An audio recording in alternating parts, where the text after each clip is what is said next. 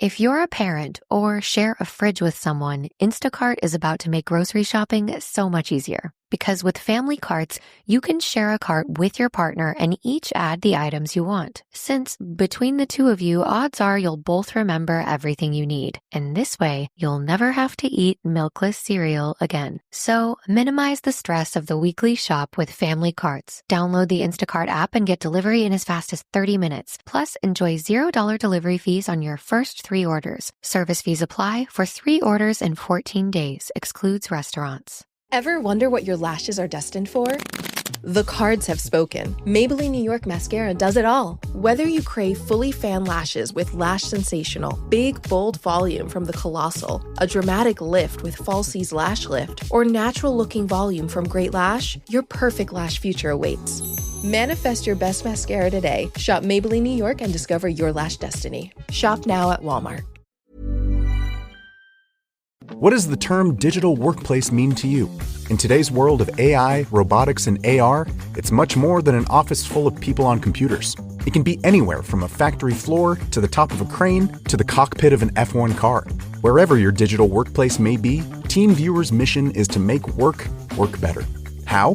By securely connecting your people with the data, expertise, or insights they need in real time to make work more efficient. By automating and streamlining IT and OT support to fix problems before they happen, to make work more productive. And by bringing all the possibilities of a secure and flexible digital workplace to all your people everywhere, to make work more innovative. So discover how TeamViewer can make work better, wherever it happens across your business. Learn more at teamviewer.com/workbetter. Picture this.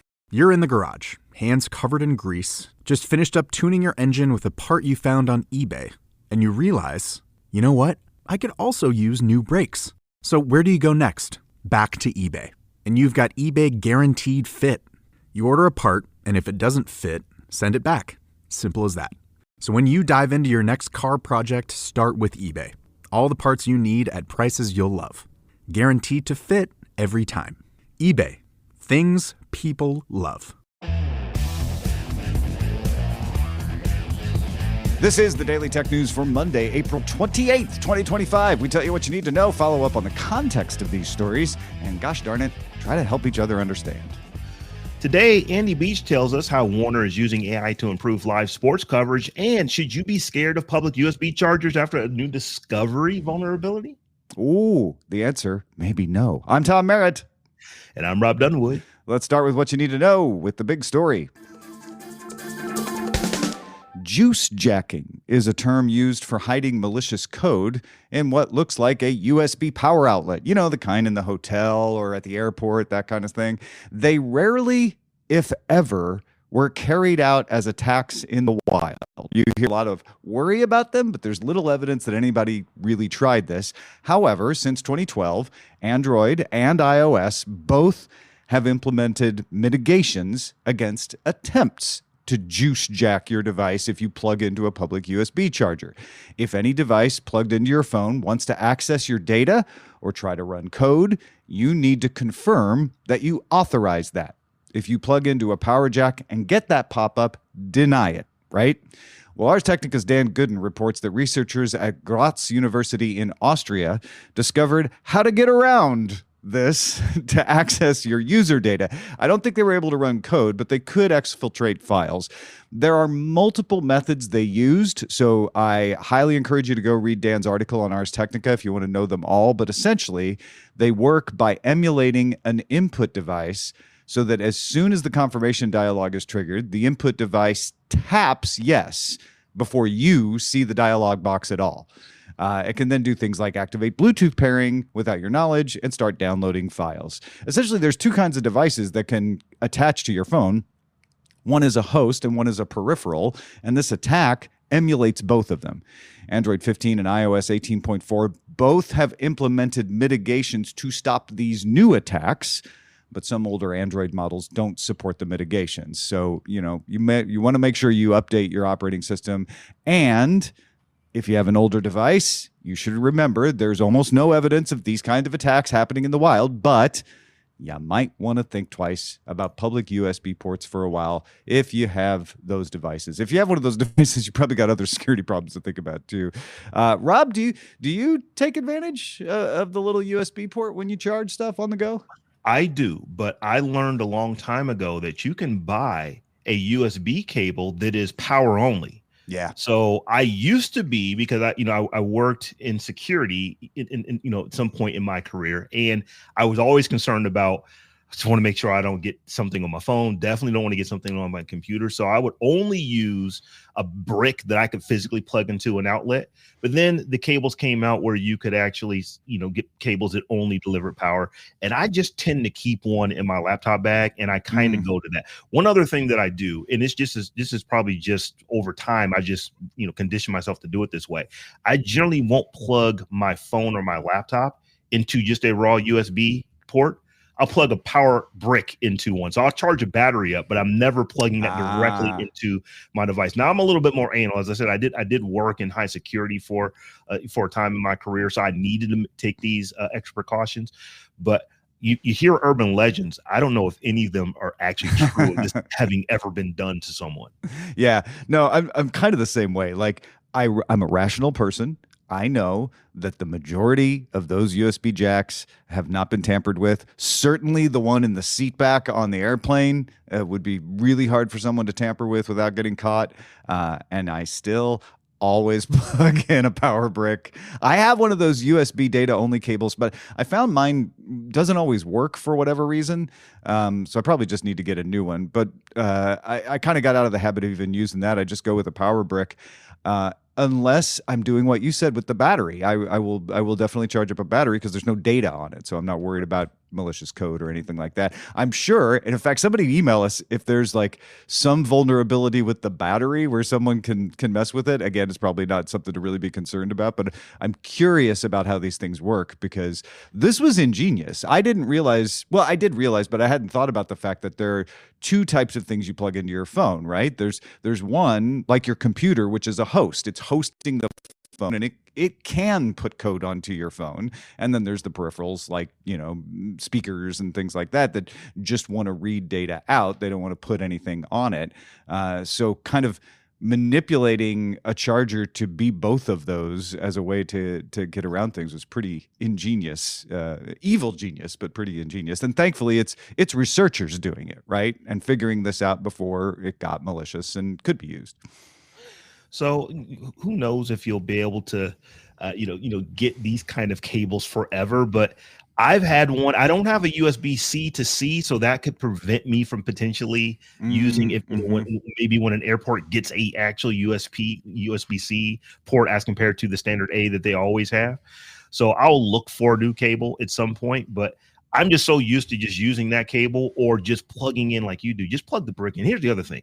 If you plug your brick in, it's going to charge so much faster anyway. Yeah, exactly. That that if it's right there next to it on the airplane, you have the ports literally right next to each other. It just makes sense to plug into the power so you can charge up more quickly. Yeah.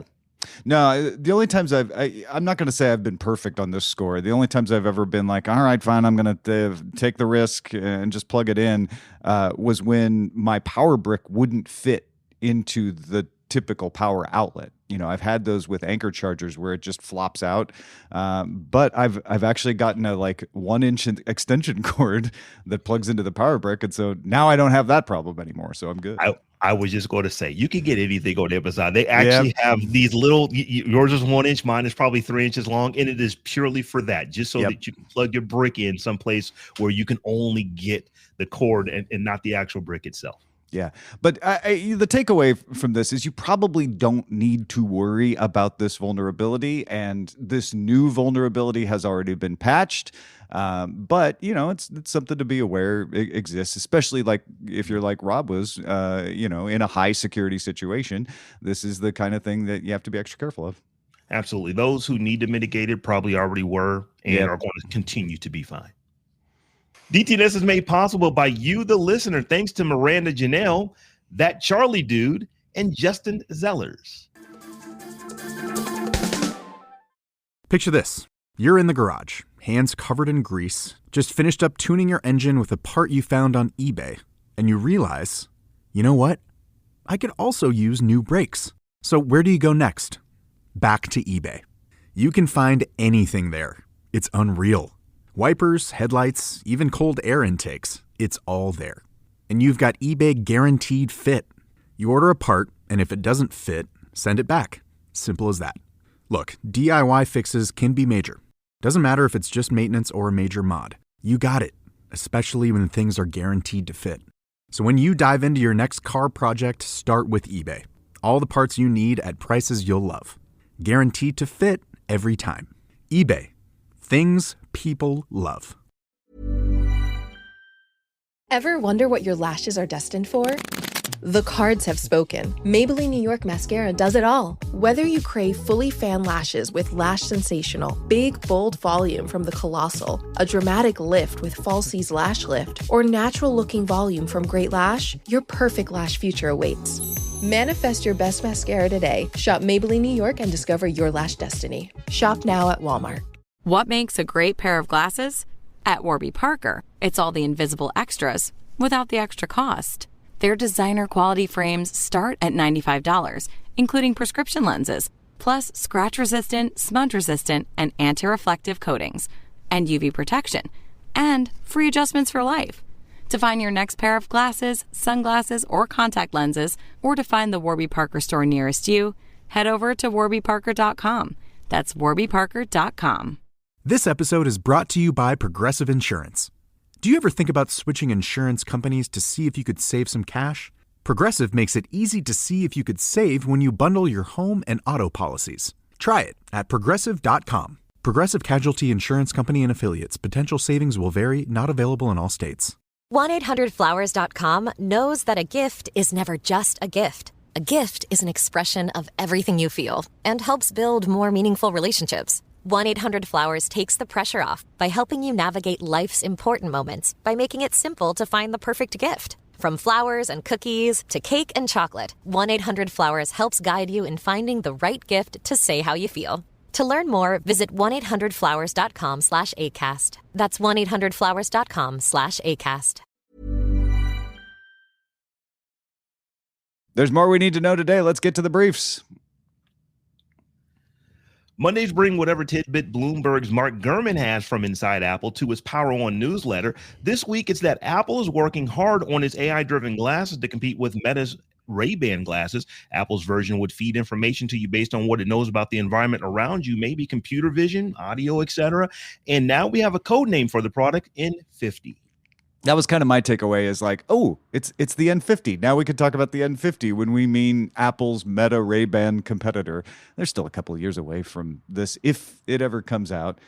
It does feel more and more these days like Apple is following even more than it used to. But I guess we even said that back in the tablet days. So who knows? When it comes to glasses, Apple just released something that is awesome. And you'll be okay. That's all it's going to take. Just release something that is awesome and you'll be fine. Yep. Hot patching is the idea that you can apply a software update without having to reboot. We've talked about it coming to consumer editions of Windows, but it has been available in server editions of Windows in Microsoft's Azure cloud for a while. Helps keep servers secure without experiencing downtime, right? So you don't have to lose a few nines off your uptime. Well, last year, Microsoft previewed it for Windows Server 2025 Standard, which would mean a company could hot patch their servers in their own data centers. It wouldn't have to be hosted in Microsoft's cloud. A preview of that feature has been underway. That preview is going to end on June 30th. So yes, it's going to launch out a preview, which is good news, but it's also launching as a paid service, $1.50 per core per month for you to use it on your own premises. Best of all, if your enterprise is testing the preview, you'll be automatically enrolled and charged starting July 1st, unless you take action to disenroll. This is an enterprise story, but I just thought it was interesting that Microsoft is like, yep, we're just going to put a little charge in there, $1.50. We're just going to write fast, just charge you extra for stuff by default. Good luck with that, Microsoft. Let's see if we have an update to this story in the coming weeks, because I just don't see that flying. Because companies are going to say, well, you said that, but that doesn't mean that's what we're going to do. Yeah. We negotiate these contracts when we negotiate the contracts, not just because you offered a new option for them. And Microsoft's going to say, well, then you don't have to use hot patching. And companies will say, fine, we won't use hot patching. Then there'll be a little standoff, right? And so, yeah, we'll see how that plays out. The Wall Street Journal reports that Huawei has started talking to some Chinese tech companies about testing its Ascend 910D chip. The chip is meant to replace the H100, which NVIDIA is not allowed to sell to Chinese companies. The 910D uses more power, but comes close to the H100 in performance. I mean, it's a slow motion process, and it could be subverted at any time, but China is being motivated to catch up faster than it would have. Huawei in 2019 was on the ropes. It was almost eliminated as a company because of the restrictions the U.S. put against it. But it has built back as a much more stronger, more agile company. And yeah, the 910D is the successor to the 910C, which was even less power efficient. And the 910D, you still need a bunch of them to really emulate an H100, but they're getting closer. And they're getting closer faster than they used to. They're getting closer, and the operation of how China is doing things is changing. And it's a slow crawl, but it's changing. Yeah, we want to really need to pay attention to that. Yeah, and just saying, if tomorrow suddenly NVIDIA was allowed to sell a bunch of H100s or Blackwells to these companies would stop developing the Ascend. Like that is the motive. They would rather just buy it and spend their money elsewhere. Anchor is crowdfunding a tabletop UV printer that can emboss almost any material from paper to wood to acrylic. It's called the Eufy Make M1, so it's under Anchor's Eufy brand. It uses ultraviolet curable ink to apply layers of color to a surface that dry almost immediately. And you have to get the ink from Anchor.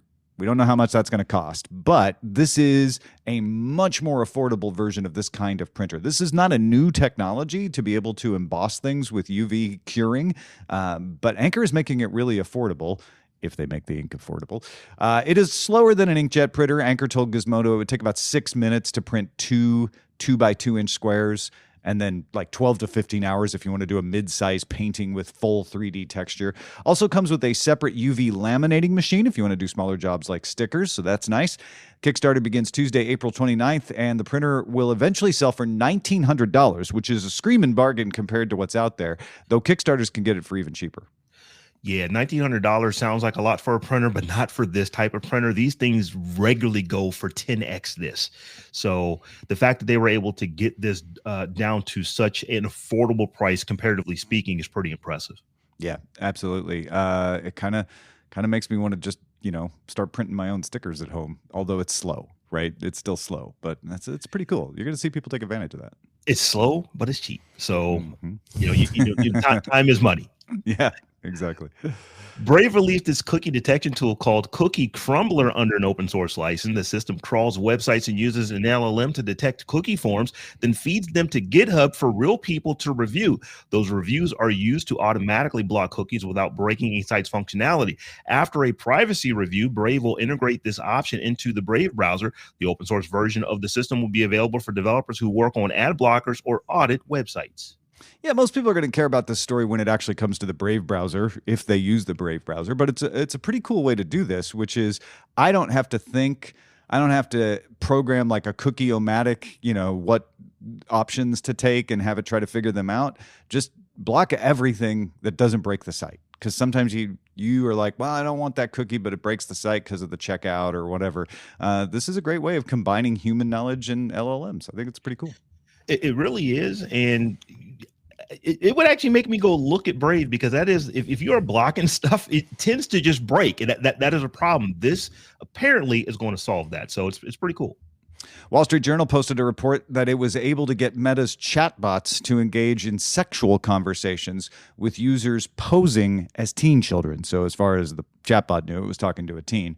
The article does not detail the prompts that were used, but said the chatbots avoided such conversations and attempted to redirect them until they asked the AI persona to, quote, go back to the prior scene.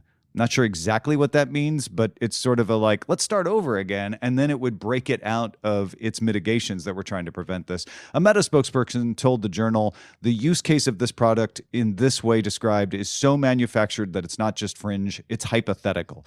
They're trying to say nobody would ever do this. I kind of doubt that, but also it's not something that you would just think of naturally. You'd have to want to do it to make it happen. Meta has since tightened up controls on such conversations, according to the journal, but has not eliminated the possibility of them.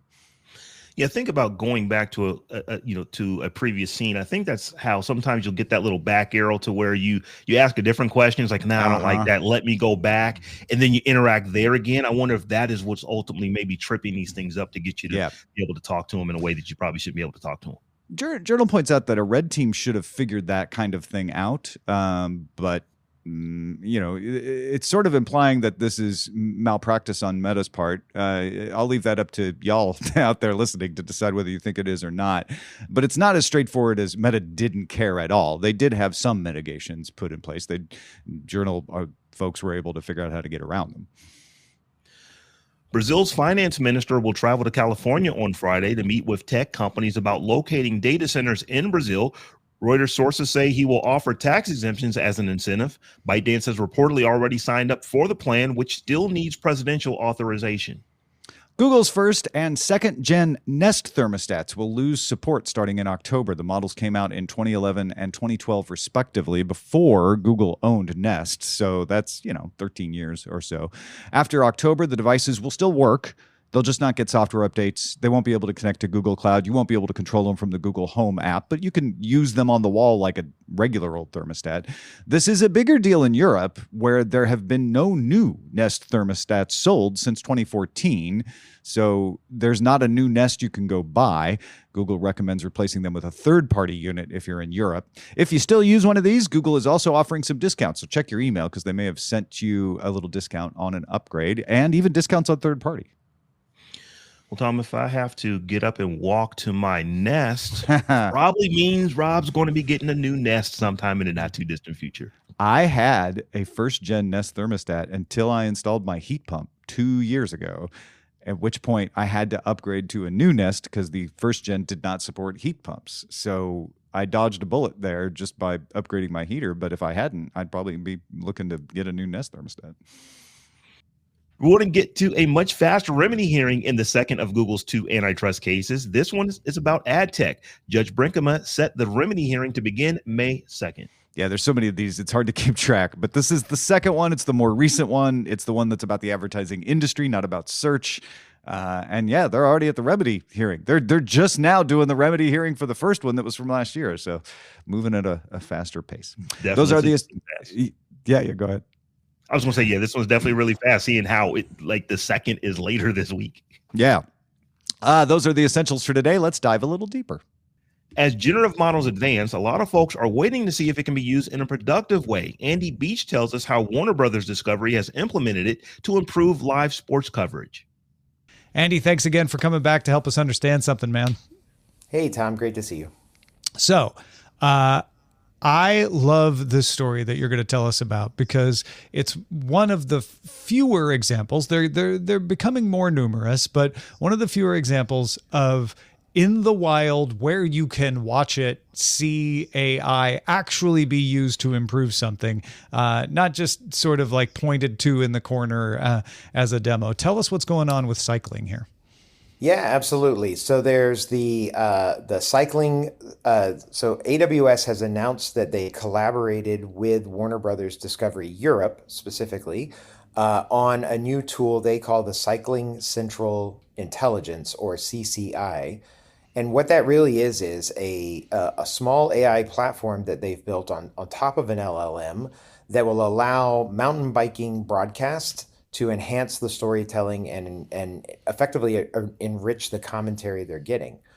Part of the problem with particularly live production is that because there's a lot of data complexity, obviously there's a lot of very specialized language around something like a sports game of any sort, but cycling and mountain biking, I think in particular. And what they've now done is, the way that we've tackled this with AI already is creating, pretty structured data sets that then sit in a way that they can be accessed by the large language model. That's just called RAG, or retrieval augmented generation, which is something that's common, or at least in the developer worlds. What this does, though, is this creates something that any sports production team could go pick up and use off the shelf with things like Amazon Bedrock and Claude 3.5 in order to immediately assemble their own. So this becomes sort of the easy no code, low code version of bringing a thing together. So now they could just drag a bunch of services together like Amazon Translate or Amazon Comprehend, where there's already a connection made into the system for it, and they can immediately put it up and begin using it as part of their live production workflow. It's almost like they've just hired an AI agent or a series of AI agents, really, that can now be part of their production broadcast team, which means that they're getting better summaries, they're getting better, higher quality transcripts that have the right names and the right actions or particular product names that come up as part of the sport. And a lot of other time-consuming research tasks just got easier so that the commentators are able to focus on telling the story and not trying to scramble and find the right thing. Yeah. So I imagine we wouldn't necessarily see this happen as viewers. We would hear the effect of it unless, of course, maybe there's a brand deal with Amazon to say, here's your AWS commentary fact or something. But more often than not, it's probably just going to come out in the commentary. How could we tell it's being used differently than, say, like StatCast on Major League Baseball or something like that? I think what we're going to see, and it was fascinating to me that they tested it out with something smaller like mountain biking, which, is popular, but isn't, the NBA or the NFL Sure. or Premier League or something else. But it has its own language, and what we now see, and I think the way that it shows up, and you're absolutely right, is it's invisible to us that AI is involved, but the quality of the production should be higher. It should be leveled up. And if they can do it at a budget for these smaller leagues, it means that we're going to see a lot more high quality sports production for the niche markets that don't have an NFL or a Premier League budget behind them to go do this stuff. I can now suddenly have a pretty compelling and interesting pickleball live stream or other things. I think it even will bleed into, honestly, university and high school sports now being able to take advantage of this. So now suddenly my child's volleyball games are going to have production quality that is on par with something that I would expect to see on, maybe not ESPN, but maybe ESPN 4 or 8 or somewhere else. Yeah, I can see that because when you're talking about major sports like the NFL, there's a bank of producers. Right. Usually one or more of them are tasked with looking up relevant stories and stats, right? And they can feed that to the commentators. Obviously, those people will be able to benefit from this too because it'll speed up their job, but they're really good at that. The high school sports broadcaster, sitting up in the gym doesn't have that, but now they do. Yeah, they can now have access to it. So, I've sort of said this a lot when we talk about things, but the implication you see here is a democratization. People that did not have access to the quality production, they know what a good production looks like, but they simply didn't have enough people or enough budget to do it. This gives them that opportunity to do it, and it's because of AI. Is it going to be affordable, though? I think that would be the question that the high school sports broadcaster is going to ask. Great, Warner Brothers Discovery can do this with AWS. Can I? Yeah, and absolutely. And, we recently talked about the Andy Jassy piece, and this comes back to that. It might be more expensive when it first comes out, but as a rule of thumb, we see regularly in either 6-month or 12-month cycles, the cost of this going down because we're either getting better chipsets or we're getting the developers are getting more efficient at the token consumption that goes on between the models for these interactions. And that drives the cost down, and that allows them to set the cost lower that will make it affordable. So if it's not affordable today, it probably will be in the very near future. Yeah, and I think the thing that attracts me the most to this story is it's not creating stories. It's not adding video to the broadcast, although I suppose it could. It really is just taking a set of defined and verified facts and combing through them and presenting them so that a human can then make better use of them. Yeah, absolutely. And it's not creating content. You're absolutely correct, but it's helping fulfill the notes and the other pieces that help the humans make the better content. There are pieces, and I didn't see it directly in here, but I did a little digging around the sports video group page where I saw this, and I talked to some folks at NAB recently where this also came up, and there are absolutely things like being able to assign effectively a camera agent that's allowing you to track a particular athlete across multiple shots and throwing those into the live production. A human can always go override it, but if you can automate some of that cutting, you're reducing their need to constantly stay vigilant on top of it. And if something goes wrong with the shot that's live, the camera, the agent might be able to actually cut away before the human can react to it. And looking down the road, obviously fans can take advantage of this. This could be something provided alongside the broadcast for you to be able to ask questions to, for you to pick the style of coverage or shots that you want, I suppose. Yeah, no, absolutely. And I think this is actually the kind of the data-driven side of the consumption of particularly sports. And I'm a great example here. I don't watch any sports in reality. I've worked with a lot of sports leagues over the years, but it's just I genetically don't particularly care about it as much. And so therefore, when I sit down and actually watch a game, which I will do as part of the work that I'm doing, I immediately feel like I'm behind, and I'm often literally Googling and searching for things that everybody else understands and knows. But I could actually have the system potentially generate commentary that explains things more for me because I'm a novice. And over time, maybe it does less and less of that because I become more proficient. And so that's pretty amazing. Like when you think about that level of it, you can now learn about things, but also consume entertainment in your way, even though it was produced for a different audience.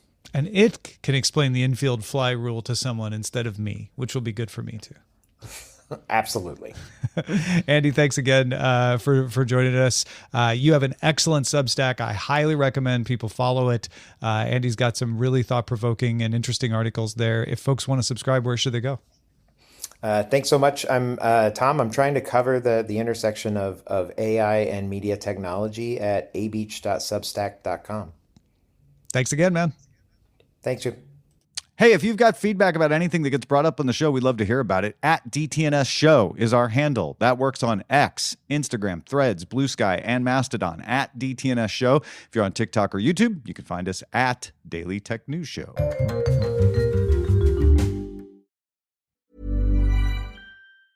Ever wonder what your lashes are destined for? The cards have spoken. Maybelline New York Mascara does it all. Whether you crave fully fan lashes with Lash Sensational, big, bold volume from the Colossal, a dramatic lift with Falsies Lash Lift, or natural-looking volume from Great Lash, your perfect lash future awaits. Manifest your best mascara today. Shop Maybelline New York and discover your lash destiny. Shop now at Walmart.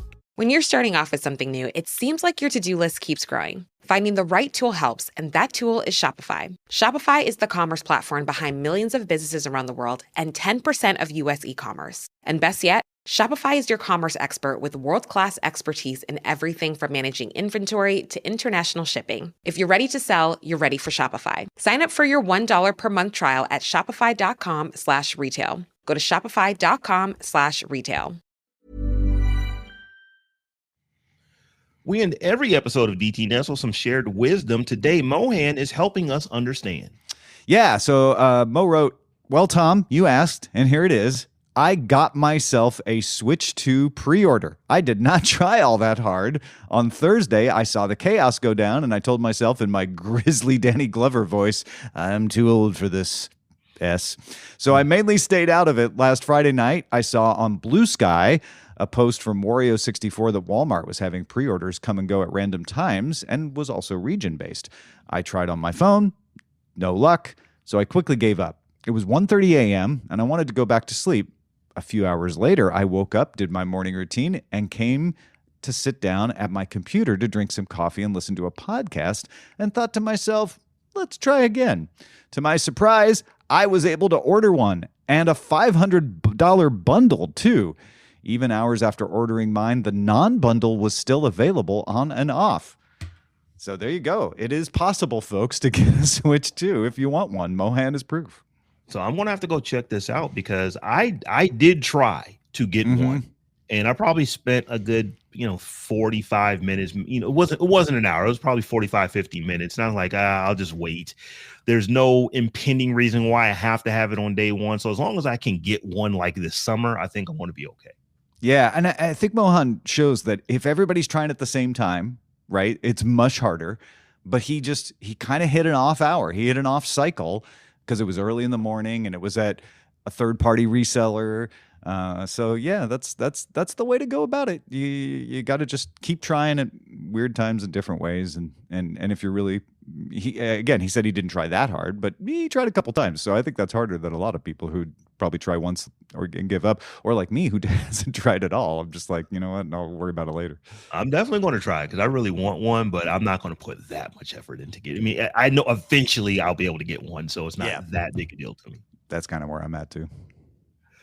What are you thinking about? Got some insights into a story? Share it with us at feedback@dailytechnewsshow.com. Big thanks to Andy Beach and Mohan for contributing to today's show. Thank you for being along for Daily Tech News Show. The show is made possible by our patrons, patreon.com/DTNS. If you're willing to help to make the show better, please take our survey. You can find it at dailytechnewsshow.com/survey. Talk to you tomorrow.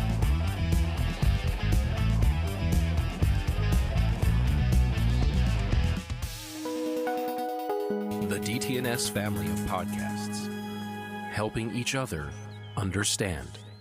Diamond Club hopes you have enjoyed this program. Ever wonder what your lashes are destined for? The cards have spoken. Maybelline New York Mascara does it all. Whether you crave fully fan lashes with Lash Sensational, big, bold volume from the Colossal, a dramatic lift with Falsies Lash Lift, or natural-looking volume from Great Lash, your perfect lash future awaits. Manifest your best mascara today. Shop Maybelline New York and discover your lash destiny. Shop now at Walmart. What makes a great pair of glasses? At Warby Parker, it's all the invisible extras without the extra cost. Their designer quality frames start at $95, including prescription lenses, plus scratch-resistant, smudge-resistant, and anti-reflective coatings, and UV protection, and free adjustments for life. To find your next pair of glasses, sunglasses, or contact lenses, or to find the Warby Parker store nearest you, head over to warbyparker.com. That's warbyparker.com.